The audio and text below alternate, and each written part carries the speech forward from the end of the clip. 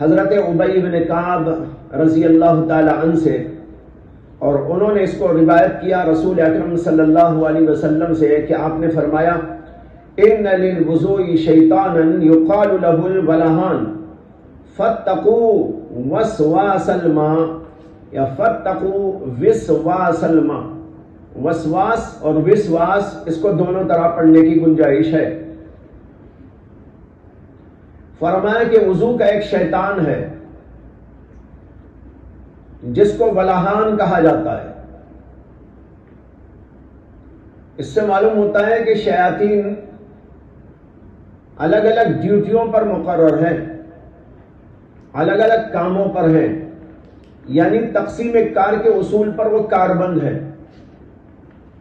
لیکن ہم انسانوں کا حال بڑا عجیب ہے، اور انسانوں میں سے پھر مسلمانوں کا حال تو اس سے بھی زیادہ تعجب خیز ہے کہ ان کے ہاں کوئی اصول ہی نہیں، کوئی طریقہ ہی نہیں۔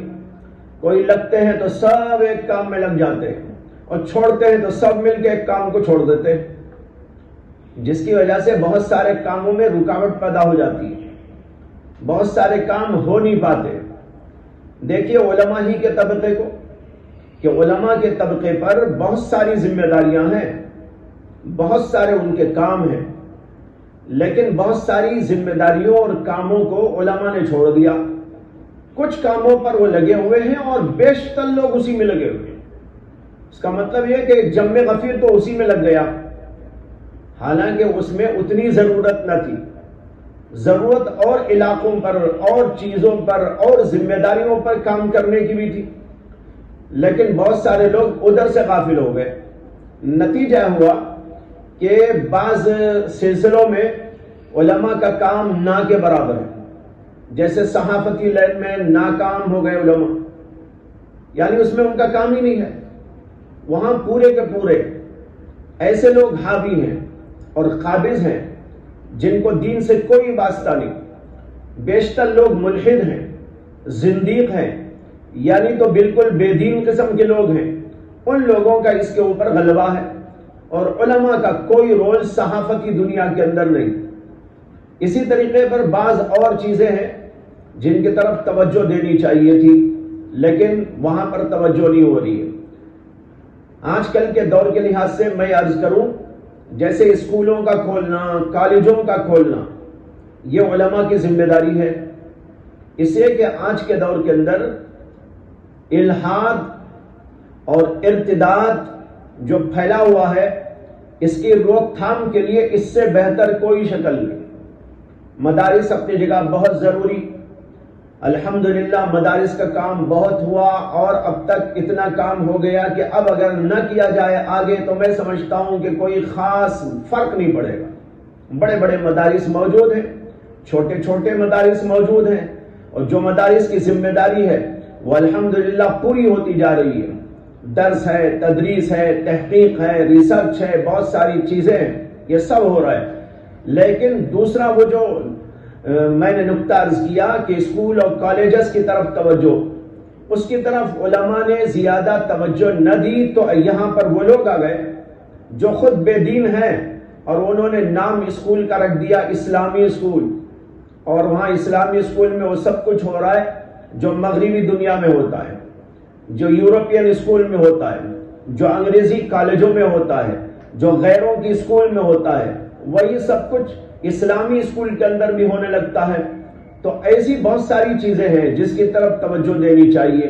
یہاں ضمناً میں ادھر منتقل ہو گیا، میرا ذہن تو عرض کر دیا۔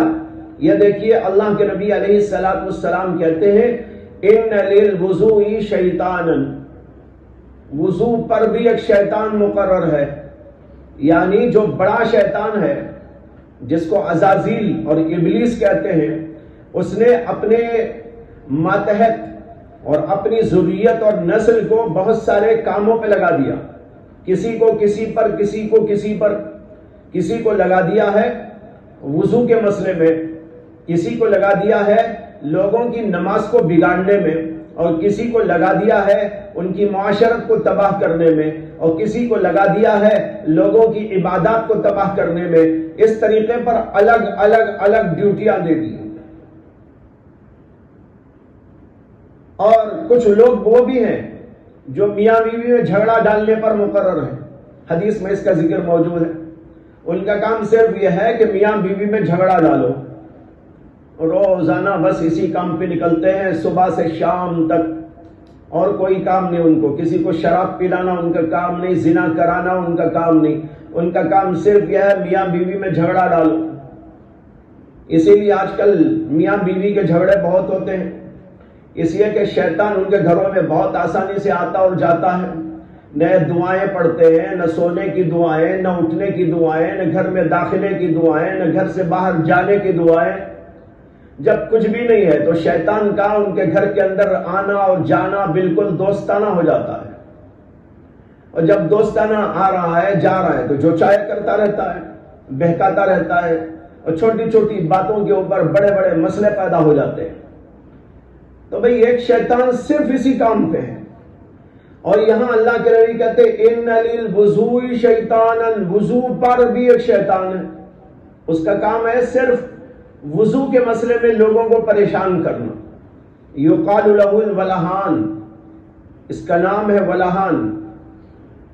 یہ جو ہے ولہان حیرانی پریشانی کے معنی میں ہے، ولہن کے معنی آتے ہیں حیرانی و سرگردانی۔ اس کا نام ولہان اس لیے ہے کہ لوگوں کو حیرانی میں پریشانی میں مبتلا کر دیتا ہے۔ جب آدمی وضو کرتا ہے اسے وسوسہ ڈالتا ہے کہ تیرا وضو نہیں ہوا، پیر ٹھیک نہیں دھلا، مسا ٹھیک نہیں ہوا، ایڑیاں خشک رہ گئی، تیرا ہاتھ ٹھیک سے نہیں دھلا، یا پورا وضو کرنے کے بعد وسوسہ ڈالتا ہے کہ تیرا وضو نہیں ہوا، اب وہ دوبارہ وضو کرتا ہے، دوبارہ وضو کرتا ہے، پھر اور زیادہ وضو کرتا ہے۔ بعض لوگ تو بار بار وضو کرتے رہتے، کیوں؟ شیطان ان کے اوپر جو مسلط ہو گیا وہ ان کو وسوسوں میں مبتلا کر دیتا ہے، بار بار ذہن میں ڈالتا ہے کہ بھائی تمہارا وضو نہیں ہوا۔ اب وہ بیچارہ اس کی بات مانتا ہے، بار بار وضو کرتا ہے، نتیجہ کیا ہوتا ہے کہ اسراف میں مبتلا ہو جاتا ہے۔ امام ترمذی نے اس حدیث کو اسی لیے اس باب کے اندر ذکر کیا ہے کہ اس سے اسراف کی طرف انسان چلا جاتا ہے، ورنہ آپ بھی سوچیں گے کہ یہ تو وسوسوں کا بیان ہے، اسراف کے باب سے اس حدیث کا کیا تعلق؟ باب تو قائم کیا بابو کراہیت الاسراف فی الوضوء، اور حدیث لائے ہیں ان للوضوء شیطانا یقال له الولہان فاتقوا وسواس الماء، لیکن وسواس ماء جو ہوتا ہے وہ پہنچا دیتا ہے اسراف ماء تک۔ اس لیے اللہ کے نبی علیہ السلام کی حدیث اس باب کے اندر فٹ کر دی امام ترمذی رحمۃ اللہ علیہ نے۔ چنانچہ میں نے ایسے لوگوں کو دیکھا ہے جو وسوسے کی وجہ سے 10 دفعہ 20 دفعہ وضو کرتے ہیں۔ ایک مولانا کے پاس ایک صاحب گئے اور انہوں نے جا کر کہا کہ حضرت مجھے وسوسہ بہت آتا ہے، وضو پر وضو کرتا ہوں لیکن اطمینان نہیں ہوتا، 10 دفعہ وضو کرتا ہوں اطمینان نہیں ہوتا، 20 دفعہ وضو کرتا ہوں پھر بھی مجھے اطمینان نہیں ہوتا، اور مجھے بار بار وضو کرنے کی نوبت آتی رہتی ہے، یہاں تک کہ کبھی ایسا ہو جاتا ہے کہ اگر میں کسی ندی میں ڈبکی مار کے آ جاؤں، کسی کنویں کے اندر کود کے آ جاؤں، تب بھی مجھے اطمینان نہیں ہوتا۔ آپ بتائیے میں کیا کروں؟ ان مولانا نے کہا کہ بھئی تم ایسا کرو کہ نماز ہی چھوڑ دو، تمہارے اوپر نماز فرض نہیں ہے۔ ان کے شاگرد پریشان ہو گئے کہ بھئی نماز اس سے کیسے معاف ہو گئی؟ عقل مند انسان ہے، کھا رہا ہے، پی رہا ہے، چل رہا ہے، پھر رہا ہے، دنیا بھر کے کاروبار کر رہا ہے، بیوی ہے، بچے ہیں، سارے کام ٹھیک ہیں، پھر آخر اس وسوسے کی وجہ سے اس کی نماز کیوں معاف ہو؟ انہوں نے کہا حضرت یہ آپ نے جو مسئلہ بیان کیا یہ ہماری سمجھ میں نہیں آیا۔ انہوں نے کہا ارے بے وقوفو ذرا سمجھنے کی کوشش تو کرو، یہ آدمی یہ بول رہا ہے کہ اگر سمندر میں ڈبکی مار کے آؤں، کسی نہر کے اندر ڈبکی مار کے آؤں، تب بھی مجھے اطمینان نہیں ہوتا کہ میرا وضو ہوا، آپ بتاؤ اس کا دماغ خراب ہے کہ نہیں ہے؟ اس کا تو دماغ خراب ہے، یہ تو پاگل معلوم ہوتا ہے. اور پاگل کے اوپر شریعت کہتی ہے کہ نماز نہیں، اس لیے میں نے کہا ہے کہ نماز نہیں ہے. تو خیر، تو ایسے لوگ بھی ہوتے ہیں. یہ کیا ہے؟ شیطان کچھ لوگوں کے پیچھے پڑ کر ان کو نماز سے محروم کرنا چاہتا ہے، اس لیے وسوسے ڈالتا رہتا ہے. اس لیے یہاں پر ایک بات اچھی طرح یاد رکھیں کہ وسوسے کا علاج صرف اور صرف یہ ہے کہ اس کی طرف سے توجہ ہٹا لی جائے. اگر وسوسے کے اوپر عمل کریں گے تو وسوسہ کبھی ختم نہیں ہوگا اور شیطان کامیاب ہو جائے گا. اس سے کہ اس کا مقصد یہ ہے کہ آدمی کو یوں مبتلا کر دے، تیرا وضو نہیں ہوا، تیرا وضو نہیں ہوا، ایڑی خشک رہ گئی اور انگلیاں خشک رہ گئی اور نیچے خشک رہ گیا، یہ دیکھ تیری کوہنی خشک رہ گئی اور یوں ایسا ہو گیا، تو ہاتھ دھونا بھول گیا، تیرا مسا نہیں ہوا، مسا بھول گیا. یہی کہتے کہتے کہتے اسے اتنا مجبور کر دیتا ہے کہ آدمی آخرکار یہ سوچنے پر مجبور ہو جاتا ہے کہ میں آخر نماز کیسے پڑھوں. ارے جانے دو بھائی، کہاں کی نماز. ایسے لوگوں کو میں نے دیکھا ہے، میرے پاس آئے ہیں کچھ لوگ ایسے جو کہتے ہیں کہ ہم تو اب نماز ہی نہیں پڑھنا چاہتے، اس لیے نہیں پڑھنا چاہتے کہ یہ وسوسے نے ہم کو پریشان کر دیا ہے، اب کیوں ہم نماز پڑھیں. میں نے ایک صاحب سے پوچھا کہ بھئی تم نماز پڑھ لیا کرو نا، تمہیں کیا پریشانی ہے؟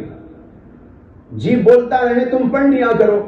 تو ان کا جواب یہ تھا کہ حضرت میں پڑھوں تو کیا فائدہ ہے، اس لیے کہ جب میرا دل کہہ رہا ہے کہ میرا وضو ہی نہیں ہوتا تو اب بغیر وضو کے تو نماز نہیں ہوتی، اب پڑھ کے بھی کیا فائدہ، جب اللہ ہی خوش نہیں ہوتا میری نماز سے تو مجھے پڑھنے کی کیا ضرورت.